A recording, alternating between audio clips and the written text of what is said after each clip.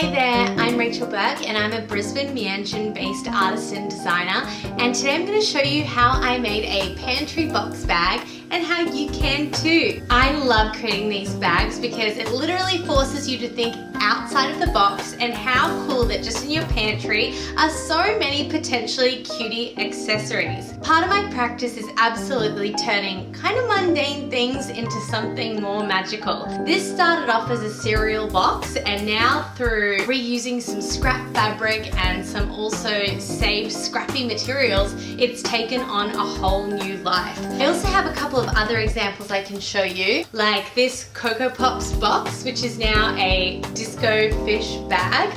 Very cool. And also using some ribbon that I'd hoarded up over time, I covered this rice bubbles box and made this very cute tote, if I don't say so myself. So anyhow, let's get started, and I'm going to show you how I made this bag.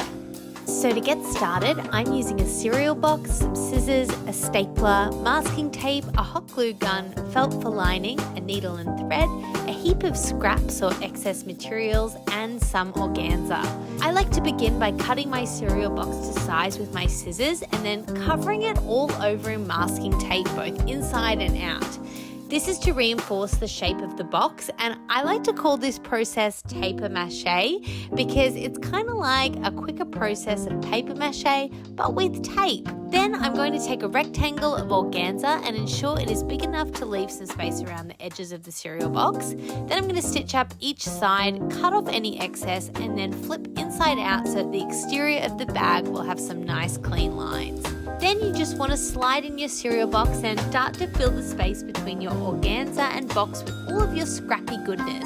On an impulse, I decided to scatter in some beads into this bag. I literally have thousands lying about my studio. From there, I'm going to tuck in the edges to the internal of the bag. It's important to keep the edges taut so that it's really snug and secure, so that when you staple the edges, the patterns captured in the organza bag will really shine through.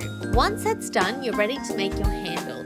Simply fold over a strip of organza at your desired handle length, top stitch a line from either end, flip inside out, and fill with the rest of your stuffing, trims, and scraps. Stitch up either end once done and pop aside. Now it's time to line your bag, and this is easily done with some felt. Simply cut your pieces to size and adhere with hot glue. Then it's time to add the handle, and as I'm only going to be using this bag with some lightweight items, I feel pretty safe to just hand sew my handles on, but I will hand sew it quite a few times. I'm then just adding a cutie neon bow to the design, and voila! It's divine and ready to take out on a fun adventure. This is honestly one of my favorite activities. How exciting that your pantry can just be a secondary accessories wardrobe that you never even knew you had. There are so many different ways that you can interpret it, and so many different things that you can create just using that starting point and starting prompt of a box. Happy making and have fun.